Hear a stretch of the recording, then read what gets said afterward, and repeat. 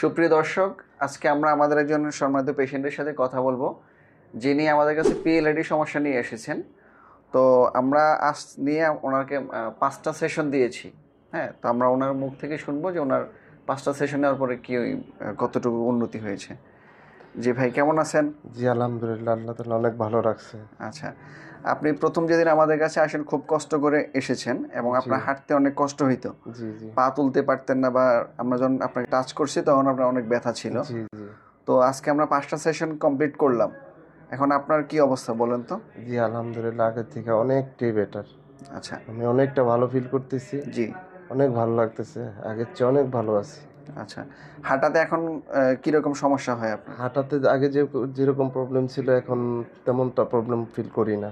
আচ্ছা আগে তো হাঁটতেই পারতাম না, এখন ইনশাল্লাহ হাঁটতে পারি, আচ্ছা। সোজা আচ্ছা, হইতে পারি, আগে সোজা হইতে পারতাম না। জি জি জি। আচ্ছা, আমরা ওনার জন্য যে প্ল্যান করেছিলাম, ফিজিওথেরাপির পাশাপাশি আকুপাংচার, ওজন থেরাপি এবং পালস ইলেক্ট্রোম্যাগনেটিক ফিল্ড থেরাপি। তো আমরা 2টা ওজন থেরাপি দিয়েছি আপনাকে জি এই 5 দিনে। তো ওইটা দেওয়ার পর আপনার কাছে কেমন চেঞ্জ মনে হয়েছে? অনেকটাই চেঞ্জ মনে হয়েছে, অনেকটাই চেঞ্জ মনে হয়েছে।